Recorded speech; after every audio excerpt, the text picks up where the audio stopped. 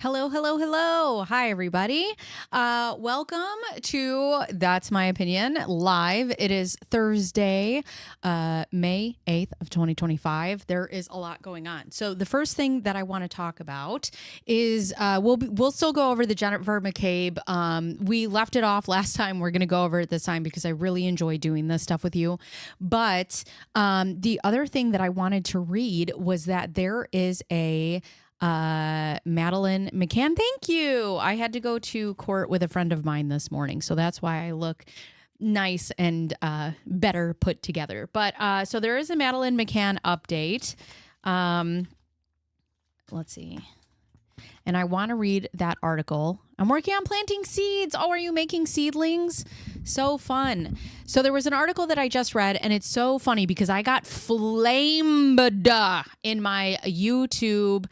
Thank you, Mr. Pike. I got flamed in my YouTube comments because people were like, the parents did it. We know the parents did it. And how can you say that the parents didn't do it? And I'm like, I'm telling you, I just don't think that they did it. Do I think they were neglectful? Absolutely. I think that, that caused the disappearance of their daughter? Also, absolutely. Do I think that they did it? No. So anyways, there was an interesting update that, let's see. No, where is it? That came out. So we're going to read that today. I'm going to do that right now. Hold on. Madeline McCann News. And we're going to do that. I had that pulled up. So here's the New York Post, people.com, Yahoo News UK, The Mirror. So just a lot of different things that are coming out. The strawberries and raspberries I started didn't make it, so I'm starting over. My strawberries come back pretty good every year. So I have to say I am pretty happy with that. So let me go ahead and change my screen real quick so that you guys can see what we're looking at. Sick hard drive evidence related to Madeline McCann suspect Christian Bruckner. We've already talked about him, seen in new documentary. And this is from today, actually. Disturbing findings from hard drives allegedly collected by cops when they raided the lair of serial S criminals suspected of kidnapping and unaliving 3-year-old Madeline McCann nearly 20 years ago were revealed in a documentary from The Sun that aired in the UK on Wednesday. The trove of material shown, I guess you guys can't really see that. The trove of material shown on Channel 4 were found at an abandoned factory owned by prime suspect Christian Bruckner in East Germany and confirmed the devastating news prosecutors delivered in a letter in 2020 to Maddie's parents. So we'll go and open that link in a second. Their daughter was killed shortly after she was abducted from her bedroom at a Portuguese beach resort in Praia da Luz, beach resort in 2007. One particularly grotesque discovery on the drives is a Skype chat with other PDF files where Bruckner brags that he wants to capture something small and use it for days. Other haunting items collected by the police from the year after little Maddie, who was from the UK, vanished while on vacation with her family, include a variety of masks, chemicals, guns, and children's swimsuit, toys, and bikes. The chilling findings from The Sun allegedly showed Bruckner's unrelenting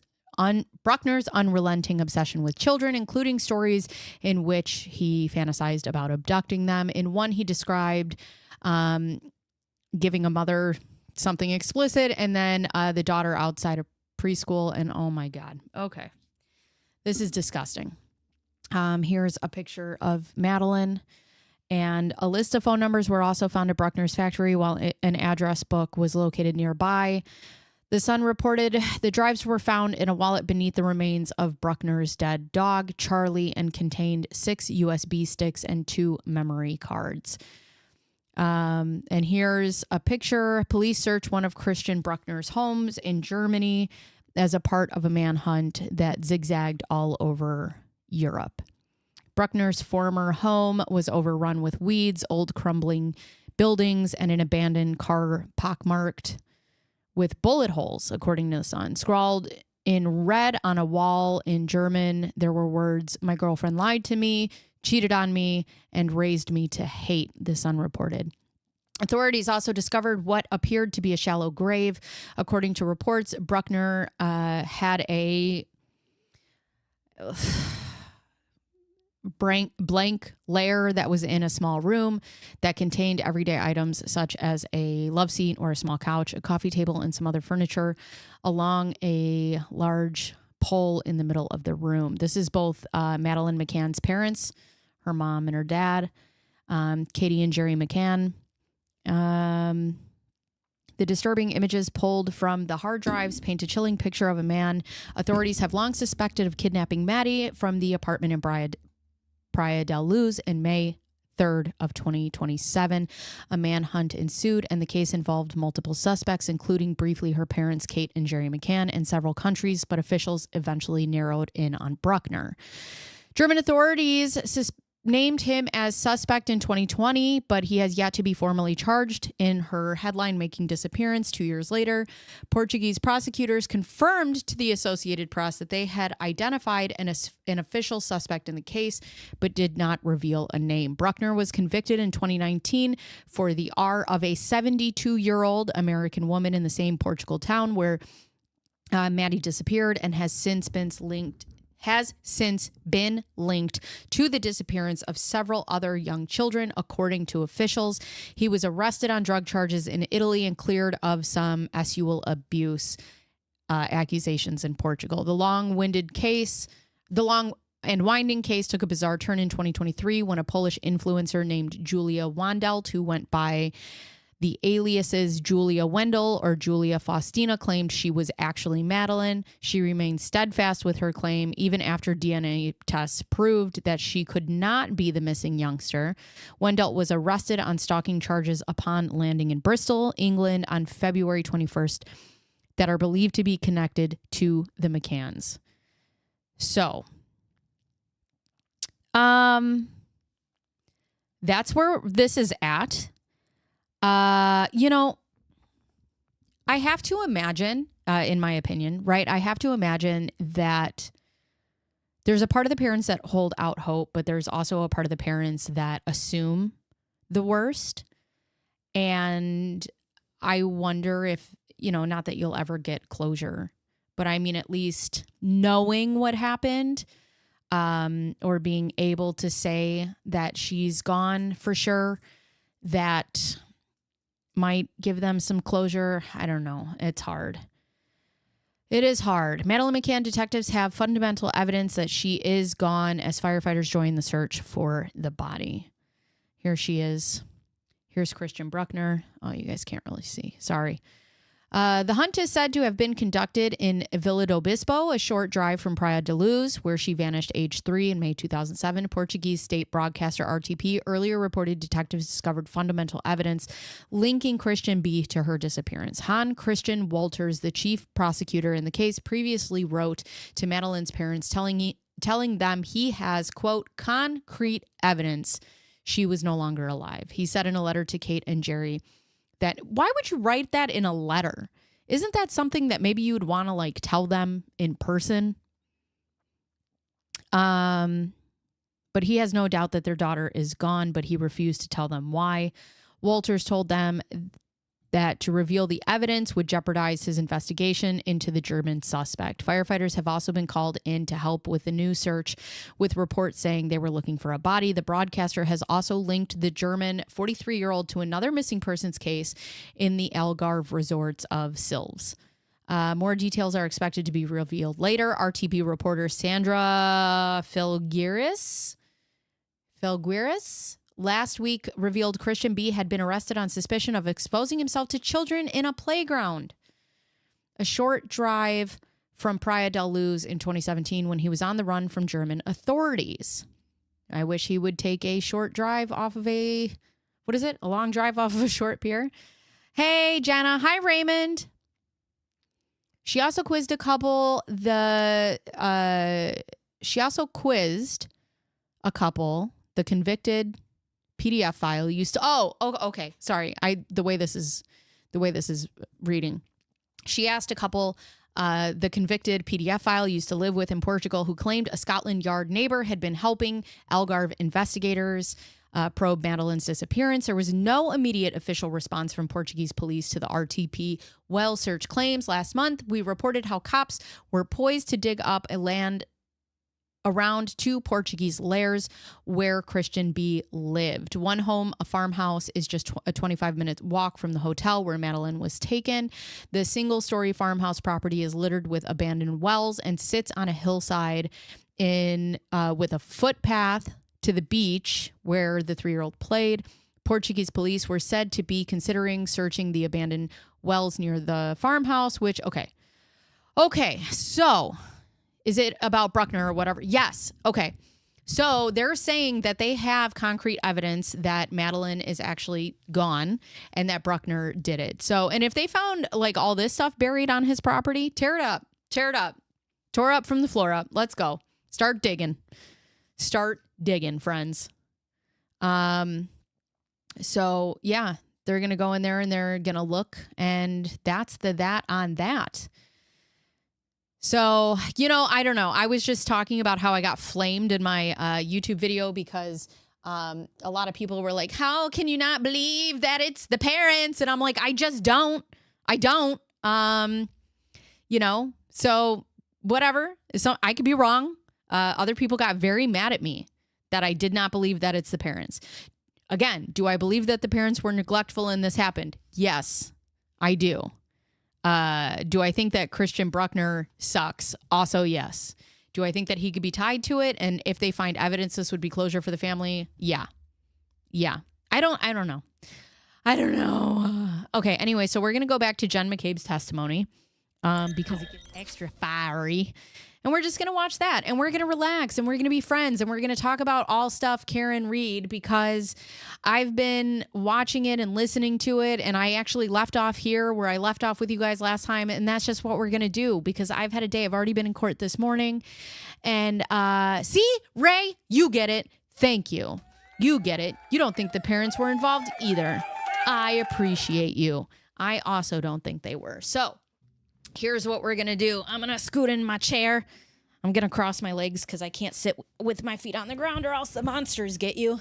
Although I have my shoes on. If I have my shoes off, my feet definitely have to be above where the chair is. And then we are going to watch Jen McCabe. Here we go.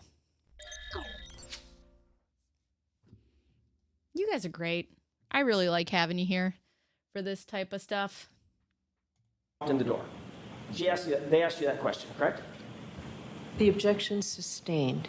Watch the choice of language. I'm sorry. I meant the law enforcement agency. That law enforcement agency, the members of that law enforcement agency contacted you. Mm-hmm. Sorry. They asked you who. We're glad to have you, Jenna. Between the time they first telephoned you and walked in the door 10 minutes later. Correct? Correct. Okay. Data point number 1. Data point number 2. You told them Matt and Carrie, correct? Correct. You had actually contacted, they then asked you, did you contact anyone else other than Matt and Carrie, correct? Correct. And you said no.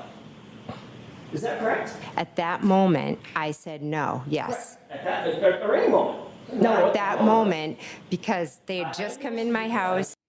Hey, everybody, it's Tim Robbins. Hey, it's Tim Robbins. Oh my God. Only one person can talk at a time. You said the word no. She was finished. I'm so happy to have you guys here. Thanks for always being with me, no, guys. Because I was in a situation where there are 2 officers from a different agent had come in, were asking me questions, or they had said, can I come in and ask you questions? At first, I thought they were selling something. Then they identified themselves. I just dropped my kids off at school. Going to be completely honest, I hadn't brushed my teeth. So I kind of made some phone Objection, Your Honor. calls. This is non-responsive. So next question, Mr. Thank you. Ms. McCabe, after you said no, that you hadn't contacted anybody else, those 2 law enforcement officers from that separate agency who had told you it was a crime to lie to them, they left, correct? Yes. Subsequent to that, Mr. McCabe, your husband, Objection. Sustained. they left you their card so you could call them if need be, correct? Yes, they did. And you, in fact, did call them back, correct? Yes, I did. Without telling me the content of the conversation you had, did you have a conversation with Mr. McCabe? Objection. Sustained. Did you call them back and say, I'm calling you back because my husband told me Objection. that I lied to you and I better clear that lie up? So sustained. Jurors, remember I told you before that only answers to questions are evidence? Be mindful of that. May we- Next, yes. Ooh. Yes. Woo! All right. So, just wait, because I've watched some of this, but she does end up telling them that she did not only just call family members, and you guys will see that in a second. I'm just trying to make sure that my highlighted chat works, because it never works in here. Why would it ever work where I need it to work? Work, work, work, work, work. It never works. Because it hates me. Refresh the browser when the scene becomes active. Oh, maybe that's all I have to do. Hold on a second. If that's all I have to do every time, refresh the browser when the scene becomes active. Okay. Click OK. Nope, that doesn't work either. Okay. Great. I love this for me. Oh, maybe it's here? Shut up. Shut up. Nope, still doesn't work. All right, I don't know. This thing hates me. I always try to get it to work and then it just doesn't. I need to switch. She's trying very hard to connect with the jury. I have to tell you, there is, and if I were a juror, there is something very unsettling about somebody who like is taking stuff from the lawyer and then like turns to the jury. I don't like it. It makes me uncomfortable. So if I was a juror, don't do that. If you see me sitting in the jury box, don't. All right. How do we do properties for chat browser? Okay. Let's see. Local host, URL to local host source. Let's try see if we can do this again. All right. 800. Use custom frame rate. Sure. All right. Custom CCS is this. Copy. Paste. Okie dokie. Oh, now it works.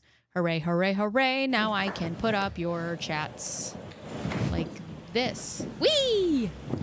We stand. Hello again. All right, let's get back.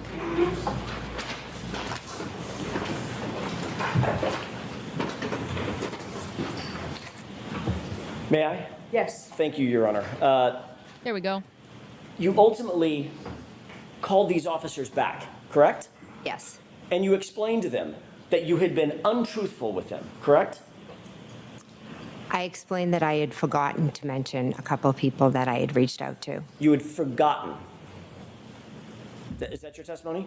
Yes. You had forgotten. You remembered Matt and you remembered Carrie, but you had forgotten the others that you had just contacted maybe 30 minutes before. Yes. There were 5 people that you contacted, weren't there? I contacted Matt. Let's go through them. Yeah. Yes, no. You know them? I know 4 off the top of my head. Okay, let's go through them. Okay. You contacted your husband, correct? Yes. You contacted Carrie Roberts, correct? Yes. You contacted Peggy O'Keefe, correct? Yes. Then, Ms. McCabe, you contacted the district attorney's office, correct? Interesting. Witness advocate. The district attorney's office. My witness advocate who works for the district attorney. Why? Thank you, Ms. McCabe. Okay, but she also said, she says at this time, I believe that she does not believe that she's like a witness, but she called the DA's office immediately.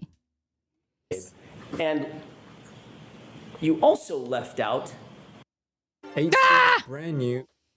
I hate ads.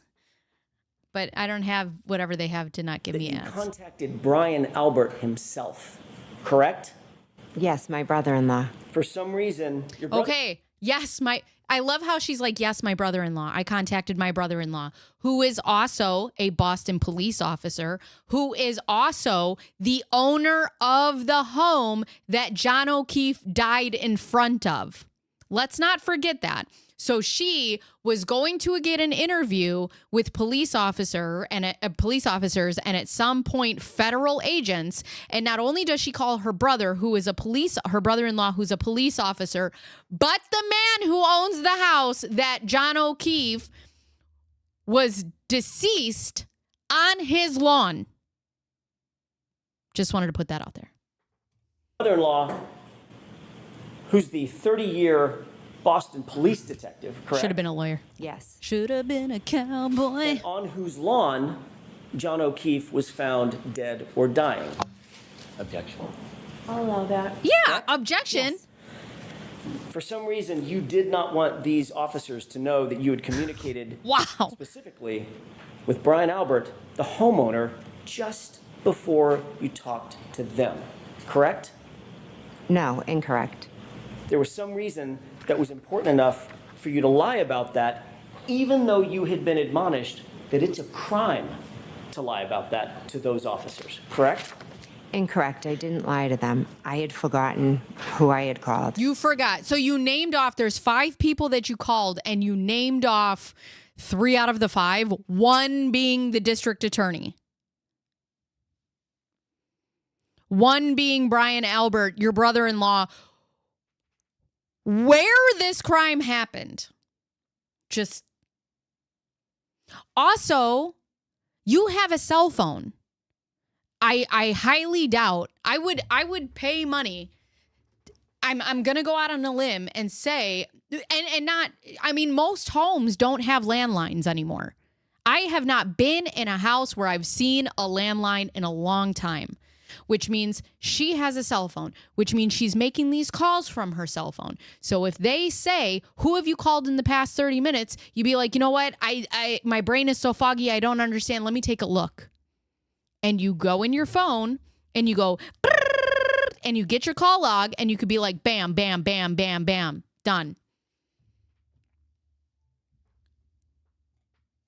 And all of a sudden you had an epiphany right after they walked out the door? Yes.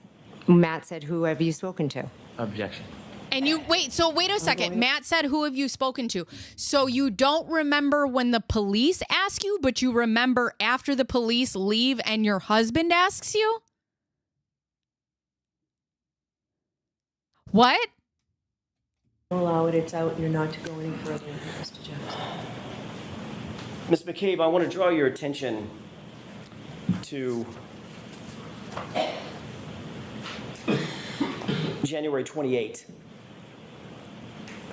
You had gone out drinking with your family at the Waterfall Bar and Grill, correct? I went with my husband and met my sister, yes. And met the other family, correct? The other family members, meaning My niece. Matt McCabe, Nicole, Chris, Julie, Caitlin, correct? Yes. I think you mentioned Tristan was there as well. Yes. You were later joined by Nick and Karina Kolakithis, is that right? Yes. Who's the Ultimately, Brian Kolakithis? Higgins showed up, Yes. and Brian Albert showed up. Yes. You previously indicated that Caitlin's boyfriend, Tristan, left early for whatever reason. He had errands to run or had to get to bed early for some reason, is that right? He left before us, yes. So he didn't stay through the shank of the evening. Through the what? The shank of the evening, through the course of the evening. Oh, okay. Is that Through right? the shank of the evening? And ultimately, at the waterfall, John O'Keefe and Miss Reed showed up as well. Yes. You didn't see any tension at all between John O'Keefe and Karen that night, did you? No, I didn't. They appeared to be getting along, Yeah. Yes. sort of a normal couple having a nice evening out together. Yes. 78%. God bless. Sorry, guys. Do I have to get YouTube TV or YouTube Red or whatever people have? Neither John nor Karen Reed appeared drunk or inebriated, out of sorts. No, I wouldn't categorize them Also, as I drunk have to or say, from inebriated. what I... Oh, sorry, Again, guys. I don't know what From what I've been watching, the fact that they're trying to pin it on Karen like she's the only one drinking, everyone that night, including law enforcement, was drinking and driving. Everyone, even people who should know better. But why don't they have to? Because they're law enforcement, or because in Jen's case, she's related to law enforcement. So it's easier for them to get out of a DUI, but everybody's focusing on Karen drinking and, being reckless. Everyone else in this situation was also drinking and being reckless. I mean, what the definition of drunk is. Well, that's a fair What? statement. I'm not asking for their BAC, but they didn't appear to be stumbling around, falling all over themselves and sloppy drunk, correct? No. Out of control, nothing like that? Nope. Okay. And also, you can't often gauge how drunk somebody else is when you're shit-faced yourself. You did see Brian Higgins and Brian Albert at a high top table sort of together through the course of that evening, correct? We were all kind of around like a long high top table. And John O'Keefe, and as you look at I'm going to use the perspective of the video that we've seen, that camera angle that we've seen. John O'Keefe and Miss Reed were sort of further off in the corner, closer to the bar rather than to the tables, correct? Along with the Kolakitases and those, and you, as a matter of fact. That's Yes. right. At different times, everyone was kind of moving around. I spent the majority of the time that Karen and John were there speaking with Karen. And that was sort of over toward the bar.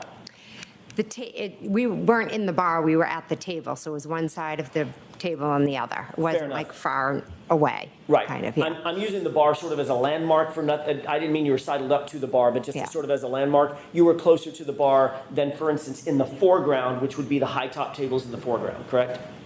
We were just on the other, I'm confused about this. We were just on the other side of the table. Okay. You did see on the opposite side of that high top table, that's where Brian Albert and Brian Higgins were standing, talking, and communicating with each other. Is that right? I believe so. I was talking to Miss Reed. I wasn't really paying attention to them. Did you ever see those two men get physical with one another that night? I did not that night. I did not see that. Have you ever seen a full review in all the hours that you've sort of prepped for your testimony? Have you been shown that waterfall video from the time you got there until the time you left? Not the full video, but I have seen a good portion of it, yes. Okay, and you've certainly seen the portion where Brian Albert and Brian Higgins get up from the table and sort of get physical with one another, correct? I would say more like play fighting. Yeah, and they were like Nicole horsing Akitas was around at a little bit, point. Like doing it with them as well. Okay, so the physical part is, all I'm asking is, did they touch you? Give me 1 second. I have to go let my dog in. 1 second.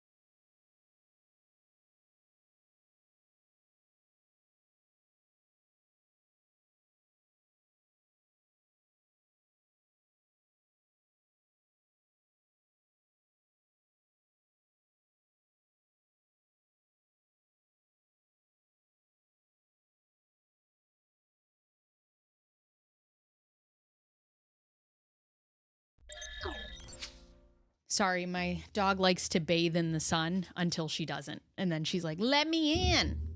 Each other. Yes. Yeah, I guess, yeah. And you described it as play fighting, correct? But I don't, if we could watch the video, it might explain it better than I could. Seems like they were probably horsing will. around okay. is what Right they're now, getting I'm just to. asking about your memory. Do you remember them squaring off on one another, playing, but squaring off on one another, I correct? don't remember them squaring off. Like I said, I just watched the video. I don't remember it from that night, and I didn't really pay attention. It looked like foolish, like Men guys horsing just- around. I don't even know how to describe it. From your perspective, having watched the video, Mm-hmm. it appeared that they squared off on each other and sort of took a fighting stance. Thank you, Bunny. Welcome I didn't back. look at it that in depth, so I could not say that. Did you see them walk You up get the and clap. grapple with one another? And like they didn't notice punching each other. Right. I get that. Were they grappling with one another, like faking punches to each other? I don't know. Almost like sparring a little bit. Yeah, I don't honestly know. Just say, I don't Saw remember. them together. It's blurry. I and don't they're remember. I don't know really what they're doing. Okay, but they weren't standing there holding hands for Oh God, no, no. They weren't Listen. Oh, why did I just do that? Ugh. I'm so sorry. You didn't talk to anybody else, correct? My witness advocate. The district. Yes. And you said to Miss Reed something along the lines of, "You're coming with me," correct? Okay, the thing that I want to talk about is like when, and sometimes just men in general, when they get drunk, they just like to play a game of grab ass. I know like in our 20s, it would be a group of us and like my husband and our friends would get drunk and they would all just like try to flick each other in the areas. They'd all like to ball tap each other. There's something that happens with men that like when they drink, they just like, they start just pushing and shoving and like hitting each other in the balls. And it's just, yeah, men just do that. I've never had that urge. Like when I get drunk to just like punch one of my girlfriends in the tit. So I don't know. It's just a different thing. I said, why don't you come with me? Okay, fair enough. You were prompting her to join you for the ride over to 34 Fairview. Is that right? Yes. You even went outside and sort of waited in the cold. There's a video. Have you seen the video of you outside? The surveillance video of you outside in the cold? Yes. And you're sort of waiting there, moving from foot to foot, Alcohol like it's muscles. freezing out, which I'm sure it was, correct? Yes.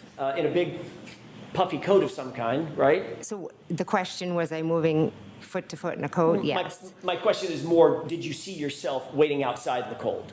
I saw myself convert. I believe I was in a conversation at that point when I was standing out there with John and Karen. And that's when you were asking Karen to come with you.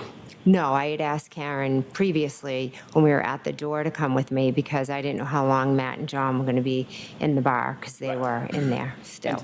And that would have, by definition, brought Karen to 34 Fairview separate and apart from John O'Keefe if Karen had come with you.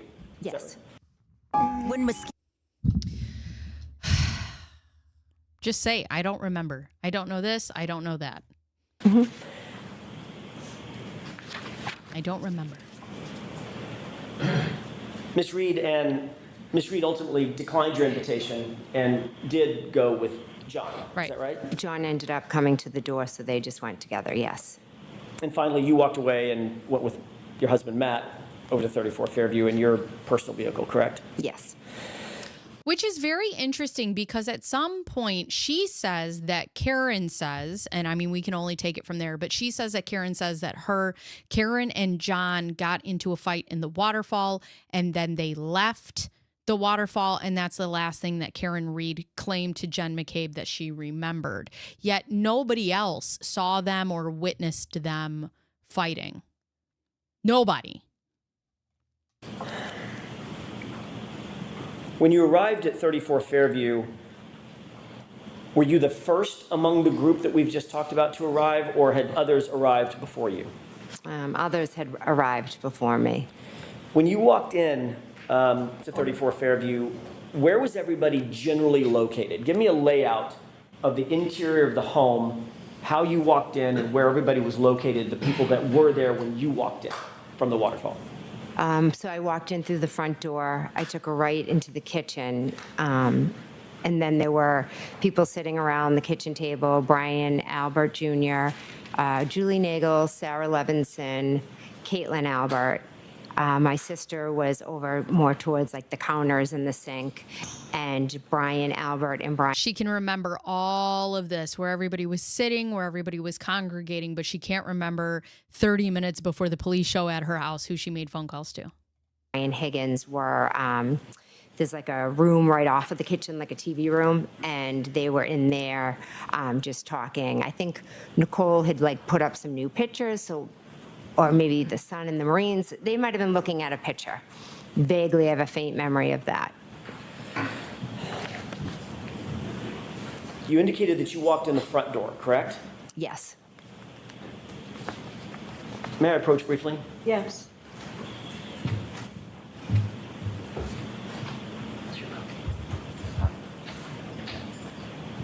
Okay.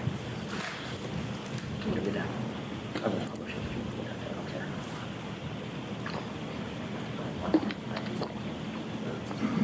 Sure.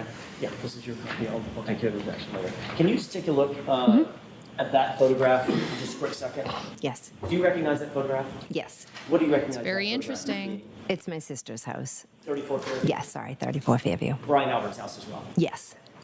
Your Honor, I'd like to mark this as marked for identification. There's a Identification's fine. thank you. If I may. What would be the next in order? Exhibit F for identification. Thank you. Is-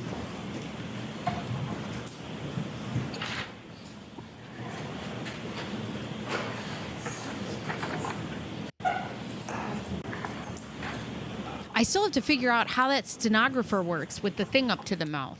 I've seen the stenographer work with the little typewriter. So interesting. But I want to know how this one works. What exhibit number is that, Mr. Wolf?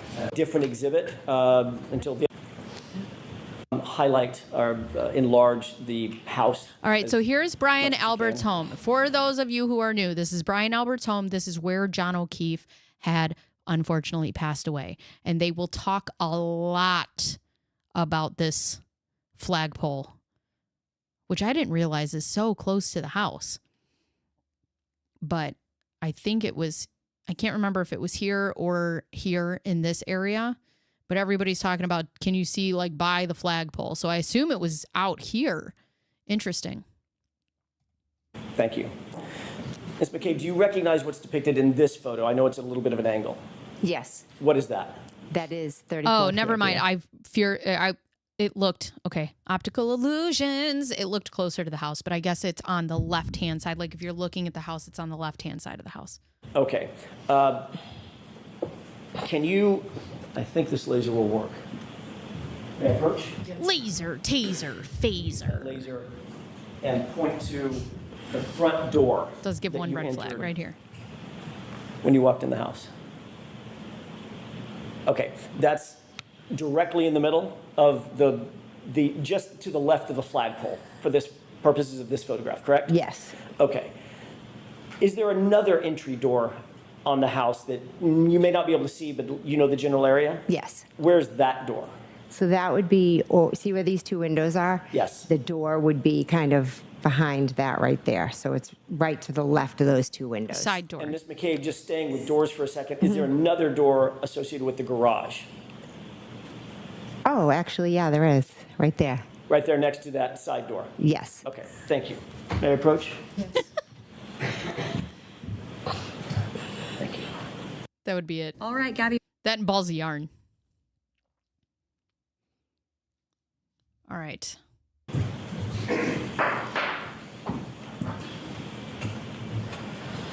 You didn't go in the side door, you went in the front door that night. Yes.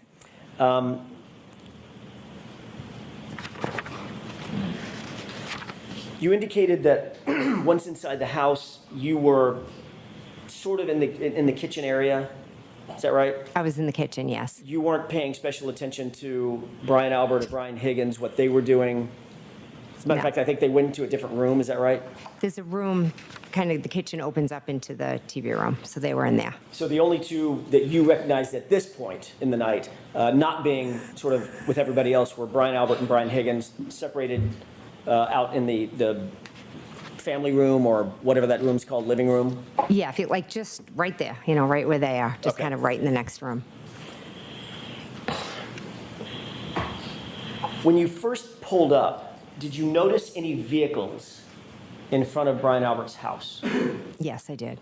What vehicles did you notice? Vehicle or vehicles did you Just notice? one. What was that vehicle? It was a Jeep.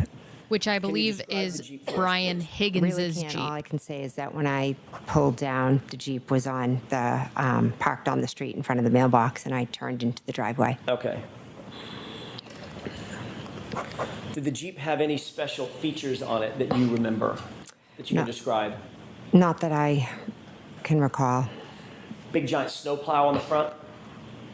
Again, it was dark. I didn't really pay much detail to it beyond, I just asked, whose Jeep is that? And did you learn whose Jeep that was? I did, yes. Whose Jeep was it? It was Brian Higgins' Jeep. And you said that it was parked in front of the mailbox, is that right? Yes, So as you're looking at the house, the mailbox would be closest to the driveway, is that right? yes. Rather than, for instance, the flagpole on the other side of the lawn. Correct. So if the flagpole's here, there's the lawn, and then here's the here's the mailbox, and then the driveway's over here. Okay. Does that make sense? It does to me. Okay. Thank you for that. You've previously indicated that the back edge of that vehicle, Brian Higgins' Jeep, was at the side, basically, of the driveway, which is what you've just described. It would be blocking the mailbox, the rear end associated with the driveway entrance, correct? Yes. Have you ever discussed having seen that Jeep in that spot with anybody else in this case?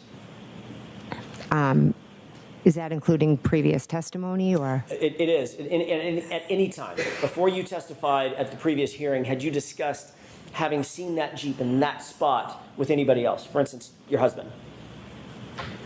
Objection.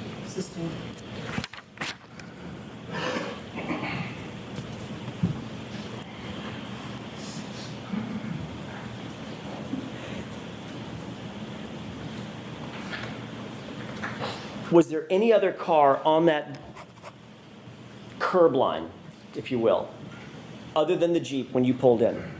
Not that I remember. And Brian Higgins, if it's his Jeep, he's in the house, that Jeep's not moving, correct? So it stayed where it was. Yes.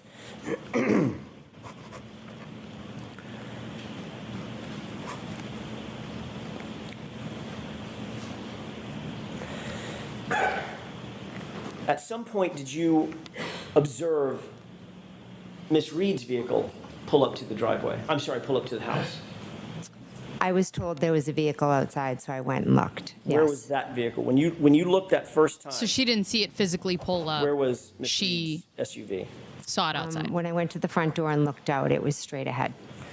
So that would be parallel, actually in line with the Jeep, correct? Yes. Directly in front of the Jeep. I don't know the distance, but yes, you're correct. It was in front of the Jeep. So if the Jeep was a normal, it's a Which is full-size Jeep, interesting correct? because for those of you who haven't followed this case from the beginning or the first trial, you'll find out later, because whatever, I have spoilers here, that Karen Reed and Brian Higgins were talking and flirting over text. So I'm wondering if maybe she didn't want to go inside because she saw Brian's Jeep there and was like, you know what? I'm going to go home. I don't know what size it is. Certainly the SUV is a full-size SUV. Yes. All right. So that would take up much of the room of the curb area in front of 34 Fairview, between the Jeep, assuming there's a snowplow, Right. and a full-size SUV, correct? I'm not really sure of the whole area, but there was the Jeep and then there was the car. I just don't know the distance between them. You gave a description of the vehicles that were out in front of 34 Fairview in your January 29, 2022 interview with Trooper Proctor, correct? He came to my house and asked me questions, correct? When you gave that interview to Trooper Proctor, you indicated to him that you first observed Miss Reed's vehicle parked on the street by the driveway. I wish he could say disgraced Trooper Proctor. Correct? I never said by the driveway, no. So if that's in a report, Trooper Proctor got that fact wrong, got that detail wrong. Sustained. You gotta ask him about that. Need a notebook. If in fact, well, let me ask it this way. What did you say to Trooper Proctor about where that vehicle was? Miss Reed's vehicle? Correct. I told him it was straight out front, the window. The straight out front Hi, of Kat. the front door. Sorry. Trooper Proctor wrote a report about his interview with you, correct? Tell him why should people jump? All right. We just have to get to the point that this is Correct? You've seen that report Next morning, in really. other hearings, is that right? Yes. Your interview with him was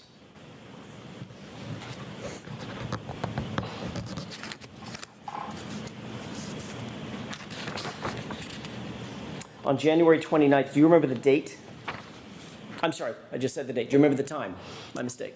I don't remember the exact time. I'm assuming afternoon, like after 12, or I'm not 100%. afternoon. You had been contacted by Trooper Proctor while you were Oh, still the at next 34 day. Fairview, I is that see. right? I see. Yes. Ultimately, instead of coming from the Canton Police Department to 34 Fairview, you went home to your house. To, I did. To Yes. the Country Lane address. Yes, I did. And We're here to Proctor discuss ended it up all meeting you there, together. correct? Yes. And in addition to you and Matt being there, Brian Albert showed up, correct? I asked him to come. So you Again. Again. It's her husband, the police officer that is interviewing her. And then she asks her brother-in-law to show up, who, yes, is a 30-year veteran on the Boston police force, but also the owner of the house where John O'Keefe died. How is none of this just like a conflict of interest? None of it. I can't wait until we start hearing from police officers. I really need to catch up on this case because the irritation is hitting me quickly. asked your brother-in-law to come to the interview that you were having with Trooper Proctor formally in furtherance of his investigation surrounding the circumstances of this case, correct? No.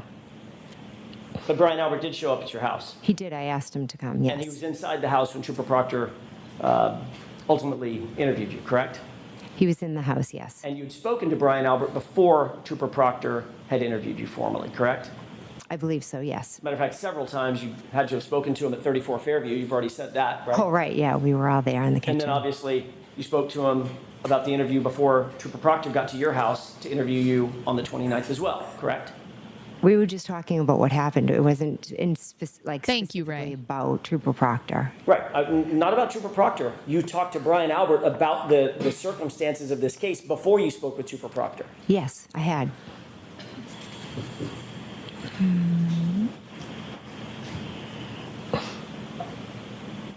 Do you remember exactly what you said to Trooper Proctor about the location of the SUV in front of the house? I know what I said, yes. Okay, what exactly did you say to him? I said the car was straight out front of the front door. When I was looking out the front door, it was straight ahead.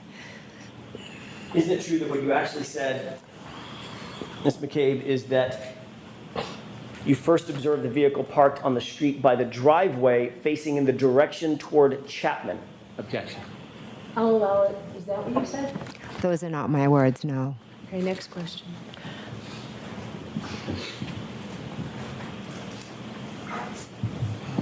I think they're going to pin this whole thing on Trooper Proctor. Disgraced Trooper Proctor. You've already indicated that Keep being You've already indicated that I don't have YouTube Premium. following the events of January 28th and 29th, you have spoken extensively with your family and your friends, members of your family and your friend group about what happened that night, correct? Yes. And that includes Brian and Nicole Albert, is that right? Yes. That includes Matt McCabe, your husband, correct? Yes. That includes Chris and Julie Albert. Yes. Ooh, sorry. Includes other people there that were there that night, including Brian Higgins. I haven't spoken to Brian Higgins since, I believe, John O'Keefe's wake. But you did speak to him that morning at 34 Fairview, is that correct? Yeah. Oh, yes, he was there. Yes. As a matter of fact, he's the one that told you to call Officer Lank back and have Officer Lank come back for the additional statement that you wanted to give Officer Lank. Hi, Midell. Is that right? He may have suggested it. I'm not sure. So in those discussions that you've had with all these folks, you've talked to the details about that night being at the bar, the house, who was where, all of those things, correct? Yes. You've talked about the timing of the night, who arrived, when people arrived at 34 Fairview, when people arrived at Waterfall Bar and Grill, correct? No, those really aren't details we discuss. I mean, everybody kind of knows when they came and when they left. Oh, it's not. We talk Wait more a second. about- It's not details you discussed because wasn't it you and Carrie Roberts who made a full timeline? You guys went through the timeline that your sister Denise wrote out or typed out or whatever. Carrie Roberts on the stand said, "Me and Jen McCabe made a detailed timeline about what happened." You know, living with everything that we've gone through. Well, what about on the morning of January 29th? Exactly. Everybody Call was them still all. in that sort of friends and family gathering inside 34 Fairview. When I was there with my husband and sister and brother-in-law, and then Brian's friend and Julie Albert, I was trying to piece together what had happened. They were all being supportive. They had no idea what happened. We were just kind of sitting there in utter shock, waiting to hear from Kerry about John. It was nothing more than just us being together and trying to figure out what had happened. I had gotten a phone call from Karen to help her, and during here's where I am. During that conversation, or that series of conversations, you were sharing what your observations of that evening were, what your story was, how the evening started, how it ended for you, correct? Or the morning ended for you, correct? We didn't. No, not correct. During the time that you What? folks were inside the house discussing this, there was no law enforcement agent or officer inside that house, correct? Correct. So the entire family and the friend network that we're talking about, with whom you discussed all these events, everybody was entitled to and did coordinate their statements without any separation and without any law enforcement oversight, correct? I was with my family. Correct. My sister, my brother-in-law. Yes, we all talked about what happened. We all discussed, maybe not so much in the sense of like corroboration, but they all discussed what had happened and speaking together, which naturally is going to piece all of your stories together and make them all similar. That's not her fault. That's not something I'm putting on her. That is something that police, sorry, I fucking hate this thing. I hate this thing with a passion. This thing, I need a new little like boom mic arm. This thing just sucks balls. Anyways, Jesus, God almighty. That's for law enforcement. You are not supposed to talk to anybody. You're just keep to yourself right now. But nobody said that. Why? Because everybody in this case is above the law, because everybody knows police and law enforcement and they can just do willy-nilly whatever they want. Really a big group of us. As I've mentioned, I had 5 or 6 people. I was in shock. I didn't know what had happened. They were just asking me what happened. And you told Questions them. like that, and I absolutely told them. But Okay. it was no story. There was no us being allowed to do it. That was my family. They were just there with me. But nobody was separated by law enforcement, correct? I don't believe there was a reason to separate us. Nobody, well, notwithstanding what you think was the reason, you're not a professional investigator, correct? I'm not, You're no. not a trained investigator. Right, you guys Certainly aren't. not a homicide detective, correct? No. Oh my God, I just muted myself. When something like this happens, police are supposed to say, like, do not discuss, or maybe, I don't know, maybe just go in there and take their interviews right away before they can discuss it with anybody else. Maybe ask them to come to the police station and be like, hey, let's sit in different interrogation rooms. Let's talk. Come with us. Anybody? None of you witnesses were ever separated, were you, that morning? There was no reason to separate us. I'm not asking you if there was a reason for this, okay? I'm asking you whether or not, factually, anybody was separated. That's a weird hill to die on. There was no reason to separate us. That's a weird reason. There was no reason to separate us. We didn't have to be separated. That's not the point. It's official, like, protocol that happens so that things like this don't happen. Ta-da! In the house? Or was everybody allowed to talk amongst themselves? I was with my family. We didn't need to be allowed. Okay, You don't get I'll it. try this again. Was anybody in that house separated? Were the witnesses separated from each other? The family, who are witnesses, were they separated from each other? By law enforcement? At that point, I don't think anyone but myself and Matt were maybe even witnesses.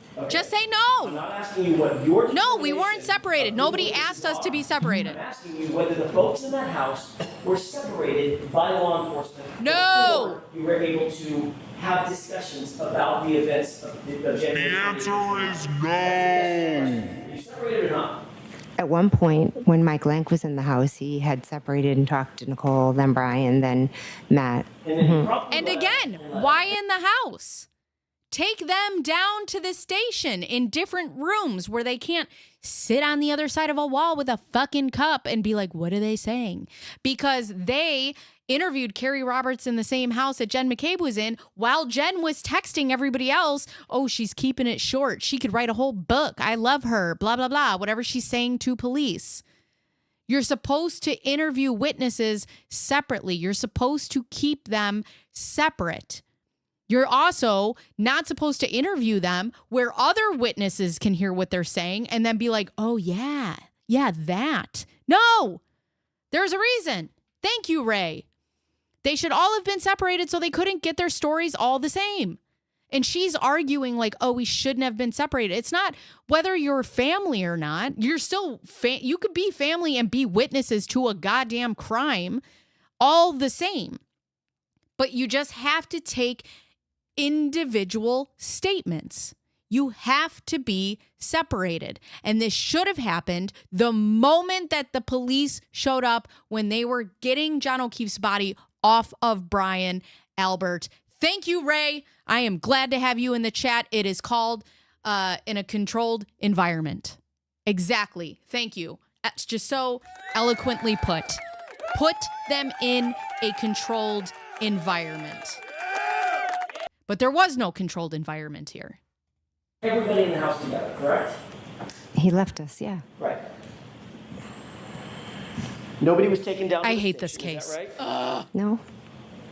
As a matter of fact, Trooper Proctor didn't even come over to 34 Fairview, the scene of the incident, to interview you, correct? I asked him to meet at my house because I had to go home to my children. And he accommodated you, didn't he? He did, yes. And he accommodated the fact that Brian Albert. I wonder if I'm a witness to a crime, if I could be accommodated. I wonder. I'm going to go ask some police.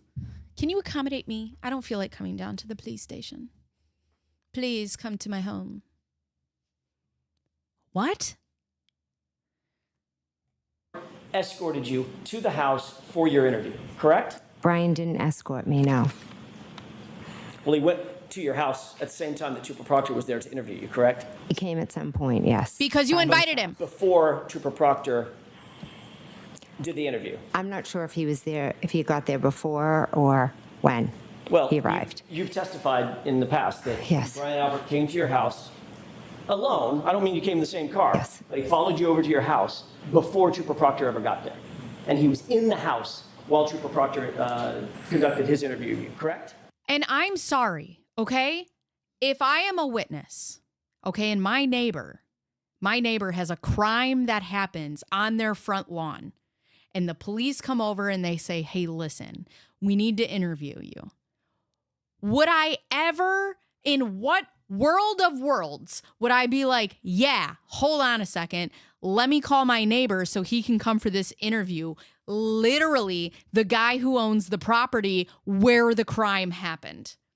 It's mind-blowing to me. And I'm not saying that this is her fault. I'm saying that the police should have been like, I mean, there's so many things that should have happened in this case, like Michael Proctor recusing himself from this whole thing, but I digress. The police should have taken control of this entire situation, and they did not from start, not to finish, which is why we're here in a second trial. Yes, Brian was in the house for the interview. Thank you.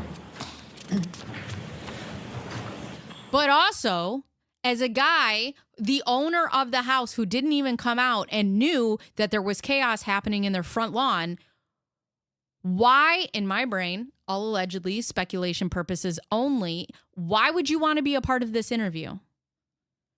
The police will say that they didn't search your house because they didn't have probable cause. They didn't have a reason to go into your house. Yet you want to be at the interviews? In my opinion, that shows that you wanted to control the narrative instead of just being like, I didn't have anything to do with it. I'm not getting involved. Period. But now you want to get involved. You didn't want to get involved as a first responder when a man was dying on your lawn. But after the fact, you want to get involved? Very interesting.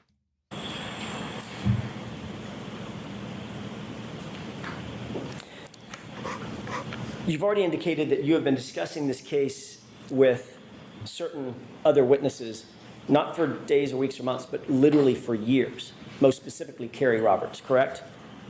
The case in general, yes. Just before. That's the thing, right? I think that's great, Bunny, and I can't wait until we get to the police, but I think finding a dead guy on the lawn is probable cause for most things, right? If you find a deceased human being on property anywhere, whether it's the furthest corner of my backyard, does that or does that not give you probable cause to search the house? And you would think yes, but why didn't he? Because he's a Boston police officer. That's why. Because we're exempt from the rules. Carrie Roberts testified at a grand jury proceeding in this case. You were with her, weren't you? I don't recall what you're talking about. Do you remember being at the grand jury? Yes. You remember testifying at the grand jury? Yes, the one back in April. Yes. 22? Yes. That sounds Yeah, it sounds about right, yeah. You remember being there in an ante room with some other folks? What's an ante An room? ante room, a waiting room? Oh, yeah. Waiting for your testimony? Yes. You remember Carrie Roberts being with you in that exact same ante room? Yes. And that was right before her testimony, correct? I believe so, yes. So, in answer to my question, you two were together literally just before she testified at the grand jury. which Absolutely. was the first formal under oath testimony that she ever gave. Is that right? Yes. And I don't want anybody in the chat to get me wrong. I'm not taking this out on Jen McCabe. None of this, she's a civilian. None of this is her fault. The fact that she did what she did and then she was more or less able to do what she did because the police didn't do their jobs is completely different. She called her brother. Her brother-in-law is a cop. She's like, I want somebody here with me. The police should have been like, no. But the police investigation from the start was just botched. And the reason that I get so upset about it is because John O'Keefe, no matter what comes out of this, will never get the justice that he deserves because they've already slacked on the initial investigation. They never took his death seriously. And it's unfortunate.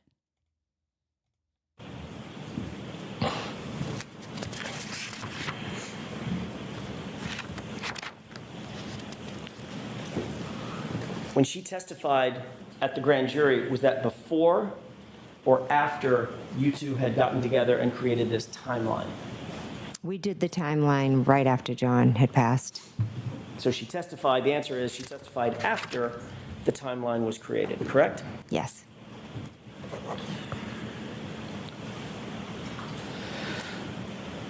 Brian Albert and his family had a dog on January 29th, 2022, did they not? Yes, they did. What was that dog's name?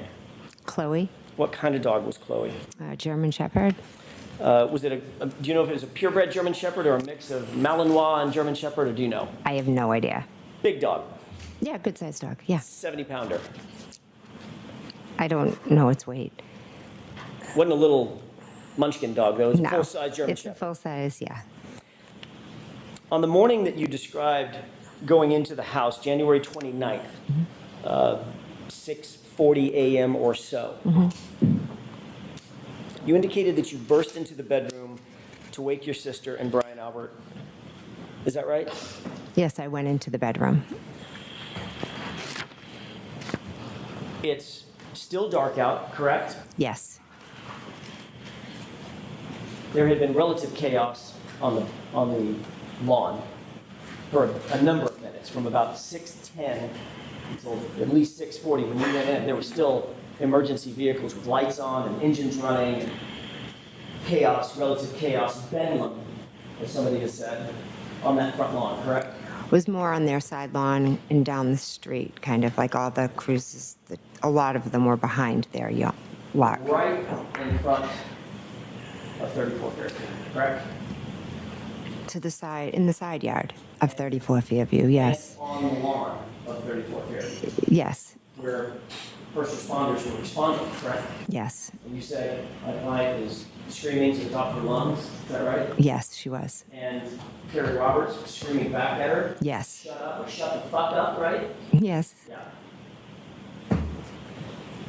Then at 6:40 a.m., under the cover of darkness, you walked in the front door of the unlocked front door of. You know what I have to say? I have been born and raised and lived my whole life in a place where we have snow and whiteout conditions, okay? And they talk about this blizzard and they talk about it being just extremely dark and you can't see anything.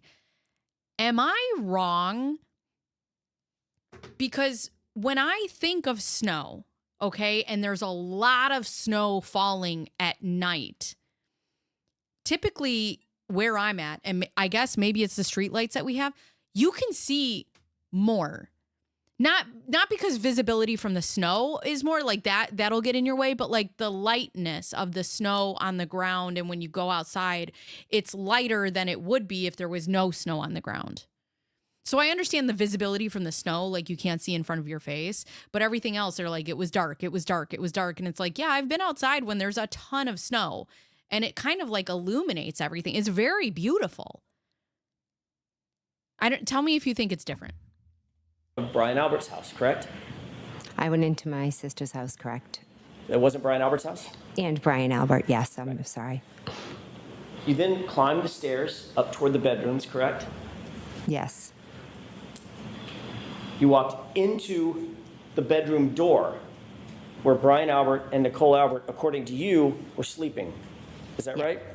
yes, So you would agree that you unexpectedly, in terms of their view, unexpectedly walked into their house basically in the middle of the night, middle of the morning. yes, You indicated that when you went through their bedroom door, you sort of burst through, correct? I opened the door. I don't know if I used the word burst. You previously indicated that when you went through the door, it was chaotic because you were so amped up from the events. Is that right? I don't know if I used those words. Thank you, Raymond. Would you say that you were loud or quiet? That's a good point. I think as I explained earlier, I was like where everything was going on around me, and I was kind of like in just a state of shock. And I remember thinking, I don't want to startle them, but I have to wake them up, because obviously when I wake them up, they're going to be panicked and think something terrible happened. Well, why didn't you want to startle them? Something terrible had happened. Yeah, wait didn't a wanna give them second. a heart I have to tell, what? Attack when I woke them up. But you didn't. Hold on a second. You're in a panic. Karen Reed is on the front lawn screaming. Carrie Roberts is screaming at Karen Reed, telling her to shut the fuck up. You're in a panic. This is the most traumatic situation you have ever been in. And yet you're like, I'm going to go inside because I don't want to startle them. Everybody's different. I have to say, if this was me and this was my sister's house, I'd kick the fucking door in and be like, wake up! Like, what the fuck? Get up! Holy shit! I wouldn't be like, hey, listen, our good friend just died on your front lawn. Shh, sorry, didn't mean to wake you, don't want to startle you. But there's a bunch of police outside because there's been a crime. You walk up and just nudge him and say, hey, Nicole, honey, can you wake up? There's something we need to talk about. You didn't do that. No, I was like, Brian, Nicole, wake up, wake up. Okay, exactly. But you weren't saying it in that voice either. You were saying, Brian, Nicole, get up. I'm not sure if it was that loud, but I definitely was. Definitely like trying to wake them up. Yes. She did say she didn't want to give them a heart attack. I didn't want to panic them. Your good friend, you claim on the stand, your good friend is deceased in your sister's front lawn.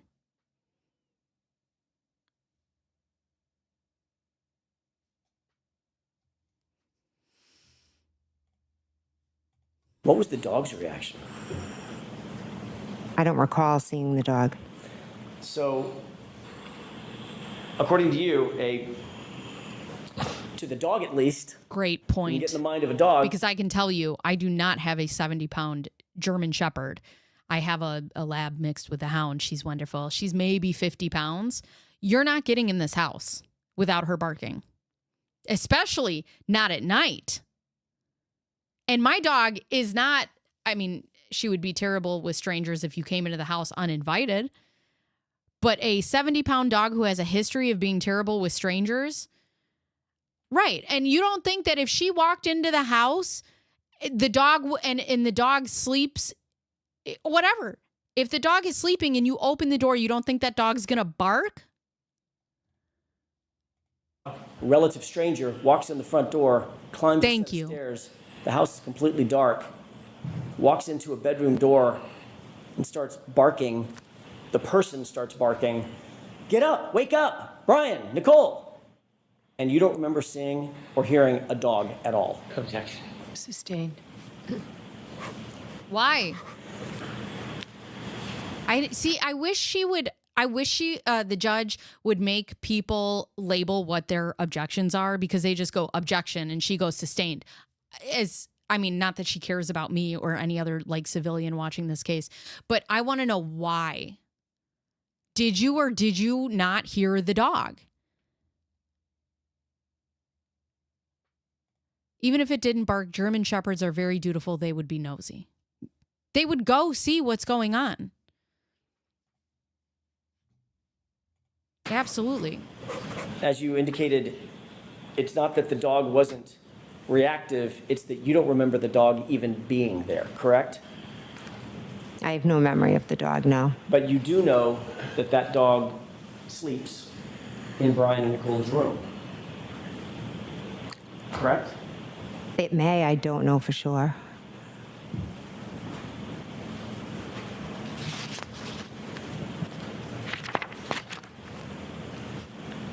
The reason you don't remember the dog being there is because the dog wasn't there, was it? I don't remember the dog. Right. So when you walked out of the room, when you walked in the house, didn't see the dog? No, When you walked up the stairs, no dog? no, Walked down the hallway, no dog? no, Walked into Brian and Nicole's bedroom door, no dog? All the way up I to don't their remember bedroom. seeing the dog. I realize that. Dog or no dog? No dog. No I dog. don't remember seeing the dog. It doesn't mean it wasn't there or it was there. I just don't remember seeing it. Well, you didn't, no dog came up to you and barked at you, correct? Correct. No, You didn't see or hear a dog whining or howling, did you? no, You didn't hear or see a dog scratching at the door? no. There's no sign of a dog at all in Brian and Nicole Albert's house at 6:41 a.m. when you walked into that house, correct? Or 6:40? I don't remember seeing the dog. And this was a 70-pound German Shepherd, correct? And that's a big dog I to don't know miss. the weight of the Have you ever dog. heard the That is a big dog to miss, especially if you know they have a dog in the home. description given about that dog by Brian? And here's the other thing. my neighbors, my family, they know that I have a dog. That would be something that would stick out to you. You know I have a dog. You know that the dog barks every time I come in. You know that the dog's at least going to run on up to you. It would be odd if you came into my home and you were like, oh, wait, where's Jet? Like, how come there's no barking? Or how come, she didn't come up? So she says she's very close with her sister. So I'm assuming, this is just my assumption, that she goes to the house all the time. And you would think that that would be something that you are like, oh, you know what? I didn't see the dog. I have 3 German Shepherds. A bird cannot visit the feeder on the front porch without them sounding I got to tell you, squirrels, bunnies, whatever. Kind of annoying at times, but they take their job seriously. That's the same thing with my dog. And I tell her all the time to get her to stop barking because she'll be barking like crazy. And I'm like, thank you, Jet. Thank you for letting me know. And she's like, yeah, did it. Albert, anybody else, that dog was not good with strangers. Objection. Did you know, as you said, you're very, very dear friends, and obviously dear friends with Brian Albert, relations with Nicole Albert, your sister. Are you aware that that dog was not good with strangers? Object. Do you know that? I don't.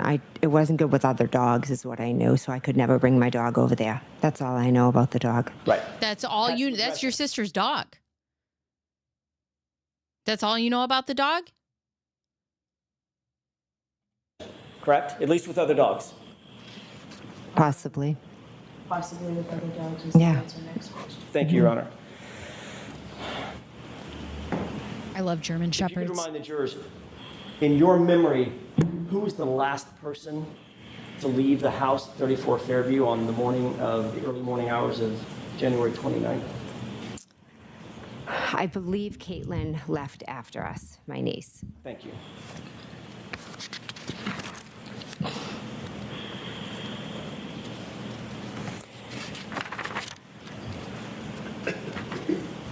At some point, we've already talked a little bit about this.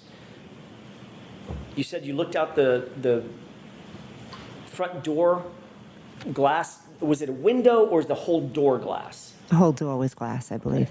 Is it like and pardon my ignorance, is there like I just want to let you guys know, for those of you who are just watching this for the first time, have no idea what's going on. John O'Keefe died in front of her brother-in-law's home, Brian Albert. And just so you know, Brian Albert has gotten rid of his phone. He's a police officer, by the way. So he should know what to and what not to do. He's gotten rid of his phone. He's rehomed his dog. And he's sold his house. So even if we wanted to go back and take a look at things, you can't. wooden door that is opened and there's a storm door that's all glass that was closed? Is that what we're dealing with? I believe so, yes. Okay. Yeah, that sounds about right. Just moment, Your Honor. Can we take one more glance? I'm going to back up for a quick second. Okay. Can we take one more glance at that exhibit 3 with the court's permission? Okay.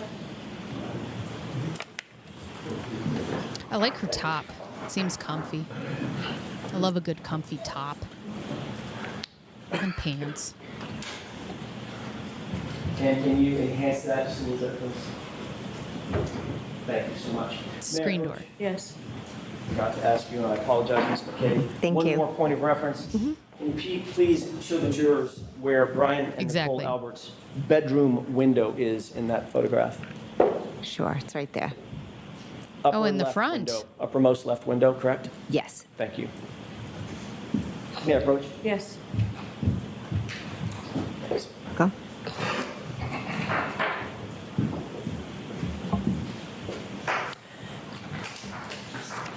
Let me get back on track.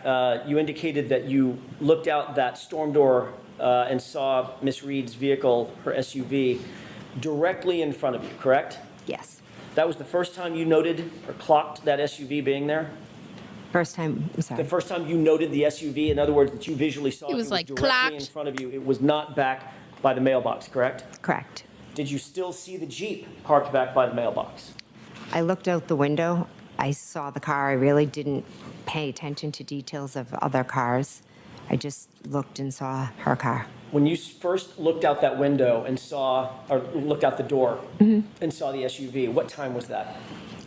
I don't remember off the top of my head. I'm sorry. Does the time 2:23 a.m. sound familiar? 2:23? I'm sorry, 12:23. Oh. My mistake. Maybe I'm it not was after sure. 12. When you looked out the door, did you see any other vehicles at that time, other than the Jeep, other than Miss Reed's SUV? I believe I saw lights, lights like over here somewhere, if the Jeep's there and the car, is there. Okay, can you describe for the record what you did? The theirs don't come across on the record. Oh, so to sorry. your left Yes. is, Straight out would be Miss Reed's vehicle that I looked at. okay. I kind of looked at that. I remember my peripheral vision seeing lights over there, to the left, sorry. All right, so the way that you're describing this, and that's lights to a vehicle, correct? Yes, Matter of fact, you know what vehicle that is. I do, yes. What vehicle is it? Describe it for the jurors, please. It's Ryan Nagel's. Ryan Nagel's what? Car, truck? I believe he has a truck. Okay. So what you're describing is you looked out the window, you saw Miss Reed's SUV directly in front of you. Right behind that, in line, was Brian Higgins' Jeep, and behind that was Ryan Nagel's truck. Is that right? I'm not sure where his truck lines up. I just remember seeing lights. I just quickly saw Miss Reed's car and went back into the room. I wasn't, I apologize, paying attention for like specific details about cars. At some point, you did become interested in exactly what time Ryan Nagel's truck. It's literally I want to get to the good parts. Cakes. I love cakes. They're awesome, honestly. Way to go, cakes. Hashtag not sponsored.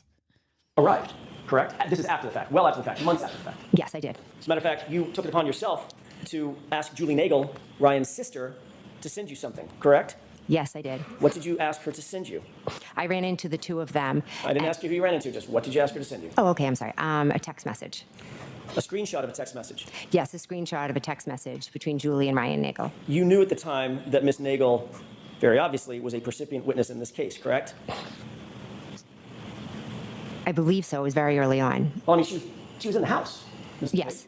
She was in the house when Miss Reed's vehicle appeared, correct? Correct. She was in the house when you were looking at the vehicle. Correct. She was in the house when everybody came home came to 34th Therapy from the Waterfall Bar and Grill, correct? Correct. She was interacting with those inside the house at the very time we're talking about, right? Yes. She went outside at some point to talk to her brother outside the house, right behind the SUV that you're describing as Miss Reed's SUV, correct? Yes. So you knew that she was, and you knew all this when you asked her for that screenshot.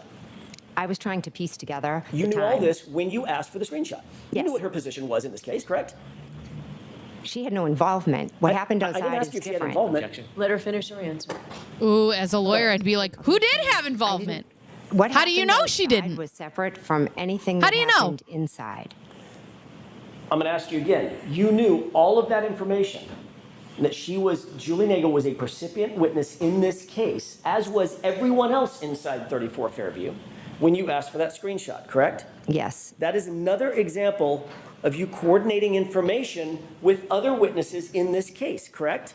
No, that is not correct. Were you ever advised by Michael Proctor not to coordinate information with other witnesses in the case? Did he ever say, don't You're do that? literally doing your own research. You're investigating more than the investigators. Oh my God. I don't recall. So you don't recall, or he didn't? I don't recall if he did or not. Okay. If he did tell you not to coordinate with other witnesses, I am an adult. this would be a breach of that agreement, wouldn't it? Objection. Sustained. What, on what grounds? Did he tell you that or not? I guess she said I Indeed, don't recall. Once you got that screenshot, we'll talk about that in just a second. When you got the screenshot, did you ever share that with law enforcement?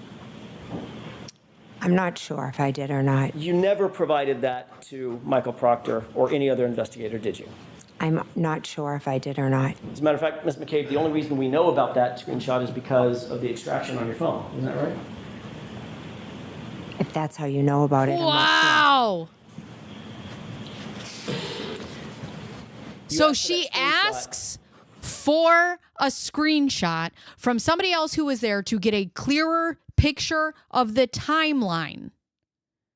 one that she was building, something that could help the investigators, does not turn it over. Is that not pertinent information? You were trying to piece it together. You got another piece of the puzzle and you don't give it to the police? For your own personal use, for your own personal information, for your own personal coordination, correct, of what happened that night. That's, what are you asking? There's 3 questions there. Did you ask for that screenshot for your own personal use? Yes. And indeed, you do know what time it was that you looked out and saw Ryan Nagel's truck, because the screenshot told you that, correct? The screenshot told me when Ryan Nagel pulled up. It didn't tell when I saw. And what was the time when Ryan Nagel indicated that he pulled up? I'd have to look at the screenshot. 2:23 a.m. That you didn't provide to police? If you have it and that's what it says, absolutely. 20-minute warning before I got to go. And also, I'm taking notes so I can write a quick summary before I leave, so we can just wrap everything up. May I approach? Yes. Unbelievable. Then why did you ask for... Why am I asking these questions? I'm sure I did. May I, Your Honor? Okay. Take a look at that transcript, that column. Can you read that to yourself, the highlighted portion to I'd yourself? like to be heard. All right, why don't you come to counsel? Why don't counsel come to side? Sidebar. Sidebar, sidebar. All right, they're going up. There's a commercial. Okay. So you're just asking, you're doing investigative work and not handing it over to the proper authorities. The fuck? This case is such a joke. Okay. And then where are we at? Okay, so they come back. All right. Okay. There's his mom. Oh, boy. All right. May I? Yes. Thank you. May I approach? Yes. Okay. Thank Take a you. look at the highlighted. Is the page available I'm before sorry, this? just a yes or no, does that refresh your recollection about anything that we've been discussing?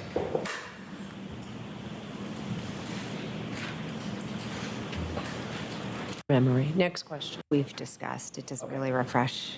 Okay, so it does not refresh her memory. Next question. I don't think that's what she said.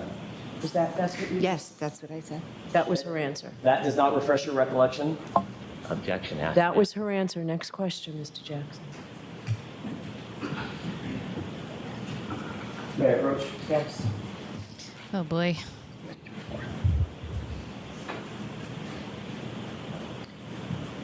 Thank you. Take a look at the bottom of that page and tell me if that refreshes your recollection about anything we were just discussing.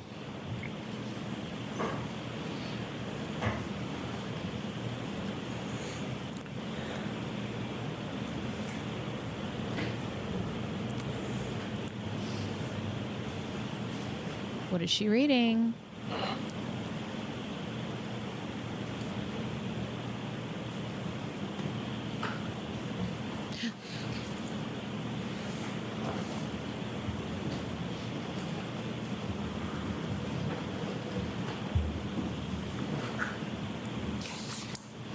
May I? Yes. Thank you.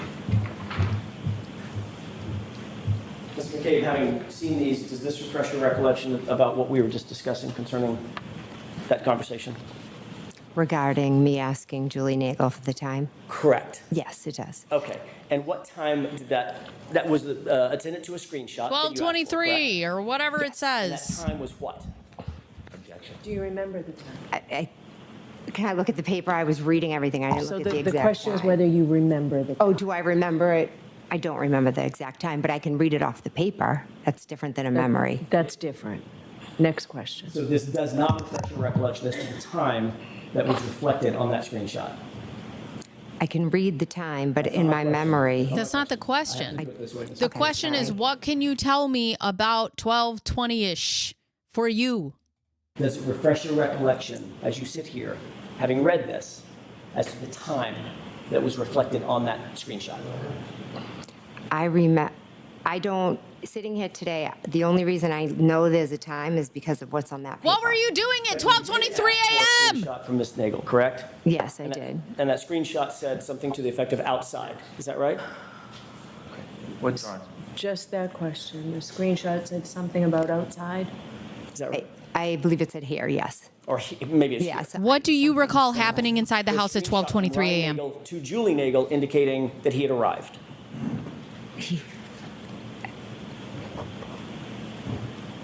Can you repeat the question? He needs to move on from this and just say, what were you doing? From Ryan Nagel to Julie Nagel saying, I've arrived. In other words, Yes. I've arrived at 34 Fairview. Yes, it was. Because he was intending to give her a ride home, which she had asked for. Is that right? Objection. Sustained.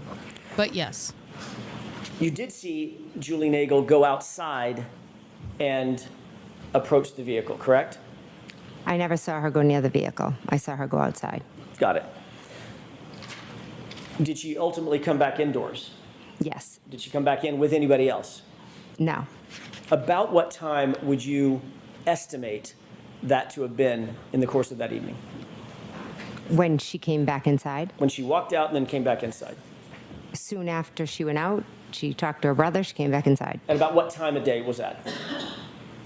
If you know. I mean, this was all happening while we were at my sister's house. Right. Was it? Oh, and I'm very sorry, chat. Apparently my other chat died. The one that I highlight, and you guys have just been talking. Sorry. And I've just missed a bunch of conversation. My bad. 12:15, 12:30, 12:45, 1 o'clock. This Well, attorney, I according love to the Alan paper, I Jackson, would've by had the to- way. That's not what I'm Not asking. according to the. Do you have an independent recollection of about, if not down to the minute, about what time that was? I Around could 12:30. say I'd have to be. I wasn't looking at my watch that night, so it's very hard for me to give a time. Just off of my memory. I feel like they're arguing the same thing, but like semantics. Like he wants her to tell them like what was happening around that time, and she's like, I don't know if it was 12:23, and he's like, okay, but around that general area of time, and she's like, I can't give you a time, and it's like, well, what were you doing in the house at that moment? I don't know the time. This is making my brain bleed. What I've seen, but Okay. it's hard. You did see both Ryan Nagel's truck. That's a good question. How long was she Ms. Reed's outside? SUV in Great front of the question. house at the same time, correct? I would highlight them, but I don't I get saw that. his lights in my liberty peripheral anymore. vision on the Right. left. But the lights are attached to what? The car, but it wasn't out front. Miss Reed's vehicle was out front. Right. When I say in front of 34 Fairview, we're going to talk about the spacing in just a second. I just meant out in front of the house. Yes, over to the side, correct, Okay. yeah. And you're indicating that, and I want to be clear about this, as you're looking out that storm door window, going from right to left, it was Miss Reed's vehicle, correct? Yes. Then Higgins's Jeep, is that right? His Jeep was in front of the mailbox. Then behind that, was there a space? And then Mr. Nagel's truck, or was the truck right behind the Jeep? That's what I can't tell you. I just remember seeing lights. I didn't look over and pay much attention to it. I was just quickly looking at the Miss Reed's car, you and then I remember- went back and sat down. Do you recall testifying at a prior hearing that it was, your perception was Miss Reed's car, her SUV, the Jeep, a space, and then Mr. Nagel's truck from right to left? I remember Mr. Nagel's truck over to the left in my peripheral vision. I can't give you an exact location. But there's no question in your mind as you sit here that Brian Higgins' Jeep was between Brian Nagel's truck Yes. and Miss Reed's SUV. You remember that very clearly, correct? I know that this Miss Reed's vehicle was here, and there were lights in my peripheral vision over here. I wasn't. Was Brian Higgins' truck just still there? looking quickly. So let me ask you the question again. Okay. Assuming that the lights are attached to something. Brian Nagel's truck. We've already Okay, established. just break it down simpler. Were there 3 cars outside? Can you tell me what 3 cars were outside? What order were they in? It would have been Karen Reed's car, Brian Higgins' car, because Brian Higgins was already inside of the house, and then Ryan Nagel had pulled up with his friend Ricky to pick up his friend, to pick up his sister Julie, and they had pulled behind up to the side of the road. So we don't know if they were blocking the driveway or they were in the back. There are 3 cars out front. That's it. That's it. Why do all these questions have to be so complicated? What you're looking at, when you look out the storm door window, is Miss Reed's truck, or SUV rather. So just behind that is to the left. As you're looking at it, Mr. Higgins' Jeep, correct? And behind that is Mr. Nagel's truck. Did you see Karen Reed's car? Yes. Was there a vehicle behind Karen Reed's car? Yes. Whose was that vehicle? Brian Higgins. Then you saw the lights come up. Whose car was that? Ryan Nagel's. Move on to the next thing. You remember the Jeep being between the truck and the SUV, correct? I remember looking out the window. It was dark. I remember seeing lights over to the left. Oh my That is what I God. remember. Oh my Where's the God. Jeep as it relates to the lights. I'm assuming the Jeep was still parked at the mailbox. You saw it. You're assuming. Did you see it or not? Was Brian Higgins still inside of the house? Because if Brian Higgins was inside of the house and he never left to move his Jeep, the Jeep would have been outside. The Jeep would have been outside. God. Yes, Bunny. This is weird questioning. And I would be very lost as a jury. I'd be irritated. I could never be on a jury. I would just stand up and be like, listen, how many cars? 3? Trace? Cool. It was dark. I wasn't studying outside. It was a quick thing I did. I looked, I saw it, I went back to the table. Okay, and I'm asking for what the saw it part was. Let's just slow down on the saw it part. Okay. You looked, you saw Brian Nagel's truck, then you saw Higgins' Jeep, then you saw Miss Reed's SUV, correct? I saw Miss Reed's SUV parked straight out front. And in my peripheral vision, I saw lights that, yes, must have been attached to a truck, but I didn't study the lineup of cars. I'm sorry. All right. And I'm not mad at Jen McCabe. I mean, I'm just he's like, let me ask this again. And then almost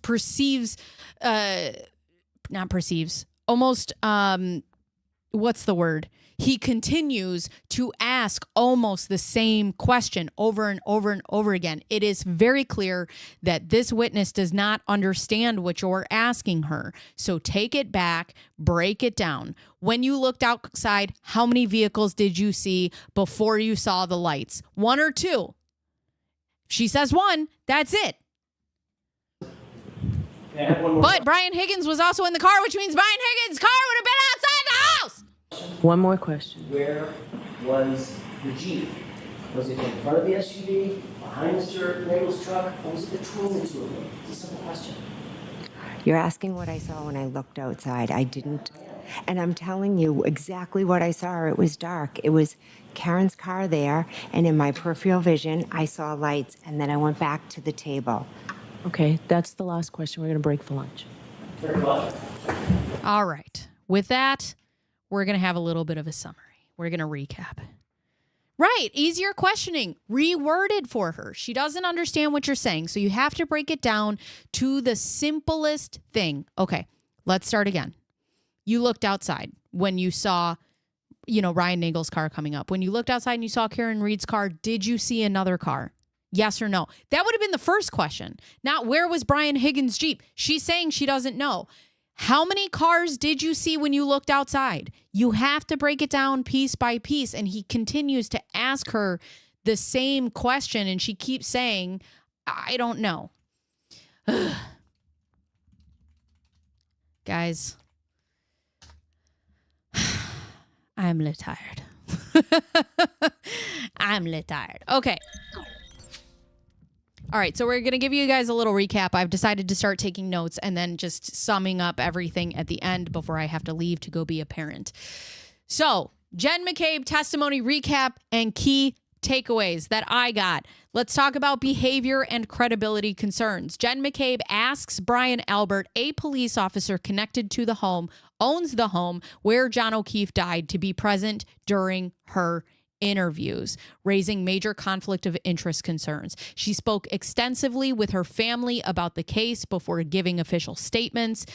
Police never told witnesses not to speak to each other, a critical failure in maintaining the integrity of separate accounts. Then there's the timeline coordination and missing evidence. Jen and Carrie Roberts created a timeline together suggesting coordinated stories. Jen asked for a screenshot of a timeline from Julie Nagel, but didn't give it to the police. Why withhold evidence if you have nothing to hide? Then there's scene behavior that doesn't add up. After calling 911, she entered the Albert house to wake Brian and Nicole, the owners of the house, Nicole being her sister, Brian being her brother-in-law, but she said that she didn't want to startle them, despite just discovering an unresponsive man on their lawn. The German Shepherd that Brian and Nicole own, known to be unfriendly to strangers and sleeping in Brian's room, never barks. She said that she had no recollection of the dog at all, which is highly unlikely given the situation and the chaos going around and a stranger, or at least somebody who's unplanned, entering their house. So the big questions are, why did Jen need Brian Albert at her police interviews? Was the timeline created to shape the narrative? Why didn't the dog react to her presence in the house? Why didn't she hand over the screenshot to the police? And does her calm behavior at the scene suggest foreknowledge?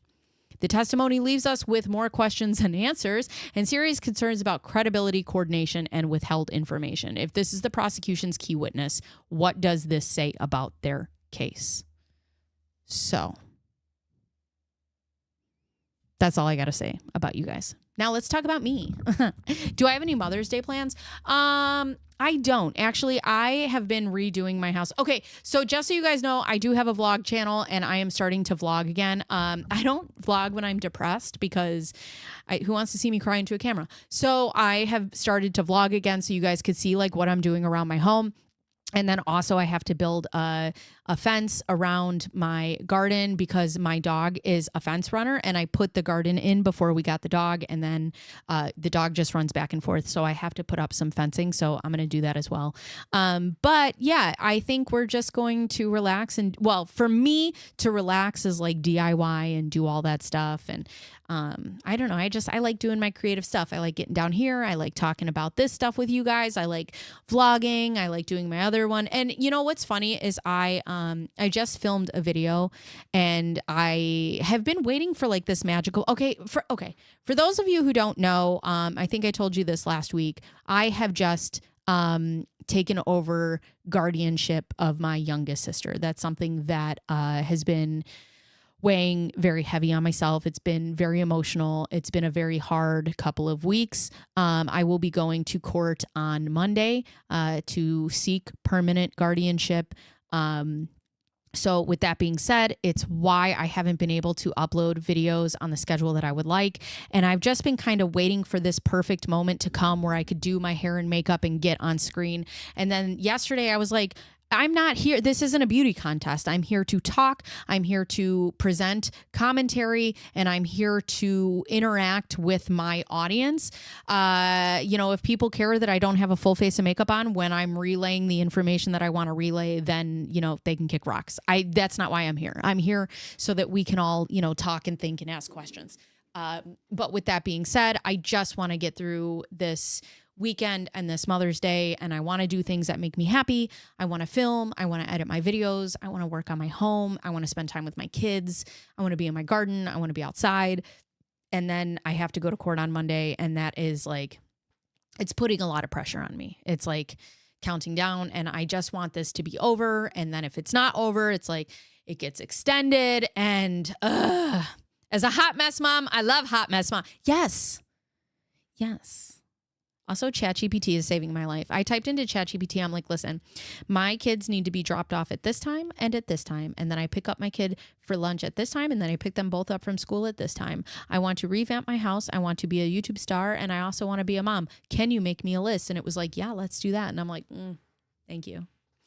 So when my YouTube career takes off and I'm making just millions of dollars a month, I'll just be able to do what I want when I want, and it'll be great. But until then, I'm just doing what I can to just keep moving forward, just keep swimming, because I gotta just keep swimming. But anyways, yes. So I have 1 minute until I have to go. So what I did this time was I typed in all of my notes or my thoughts into ChatGPT, and then I told it, I'm like, I'm going to give you my notes and you're going to do a recap, so we could do that at the end of this live stream episode, because I labeled it like live stream assistant, and it helps me when it comes to that. Oh my God. Life changing. We'll do that every time.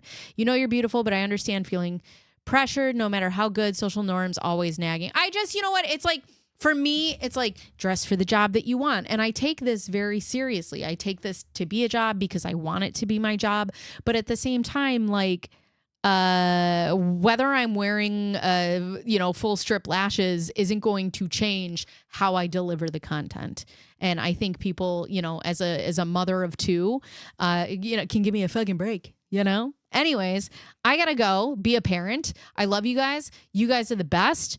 And I will keep watching this case, and we will come back and go through other testimonies that are interesting. Good luck Monday. I'll say a prayer for you. Thank you. God bless you and your family. Thank you. Thank you. Thank you. Ray, also, I'd like to talk to you about being a paralegal, because I'd really like to look into that.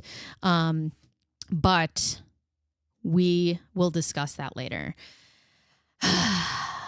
Anyways, I love you guys. Goodbye.